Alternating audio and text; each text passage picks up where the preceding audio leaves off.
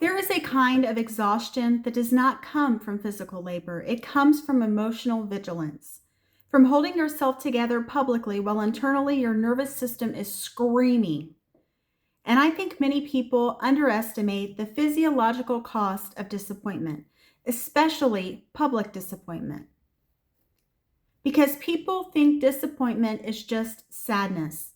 But sometimes disappointment feels like shaking, nausea, hypervigilance, adrenaline crashes, insomnia, muscle tension, rumination, crying spells, wanting to flee, wanting to disappear. And tonight, I want to talk about the nervous system cost of emotionally charged experiences, especially when humiliation, grief, anger, disappointment, and protectiveness collide all at once. I think one thing people do not understand about emotionally intense situations is that your body often reacts before your brain fully catches up. You may intellectually understand, I'm okay, this will pass, we'll survive this. But your nervous system is processing threat.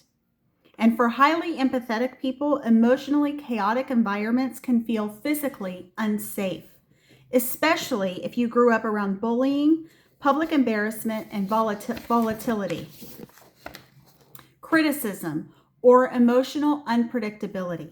Because once your nervous system learns humiliation dynamics, it remembers them.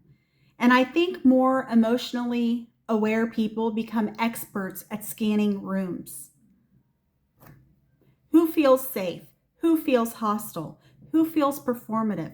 Who feels emotionally regulated? Who feels emotionally dangerous?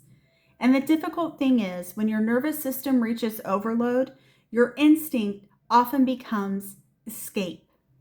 Not because you are weak, not because you are irrational, but because your body is trying to restore safety.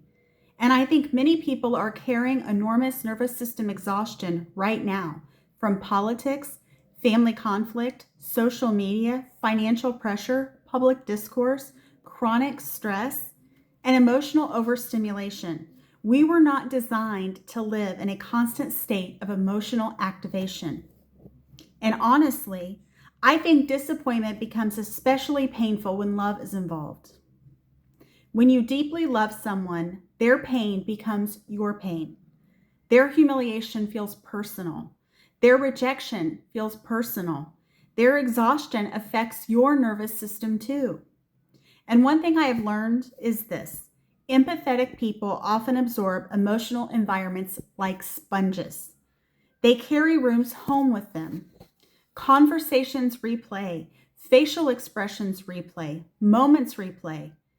And the body keeps the score long after the event is technically over. So, in closing, but I also want people to know this: feeling deeply is not weakness. Being emotionally impacted does not make you fragile, it makes you human.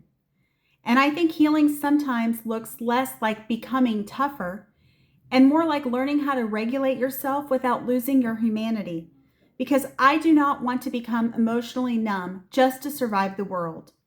I want to remain thoughtful, compassionate, grounded, and wise.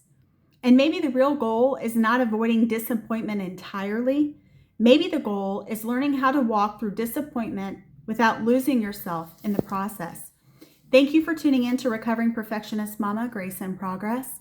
My name is Buffy, as you know, and I just want to say thank you so much for tuning in. And I hope that if you got some value, please feel free to like and subscribe. And definitely come back and see me again soon. Thank you so much and have a great day. Bye.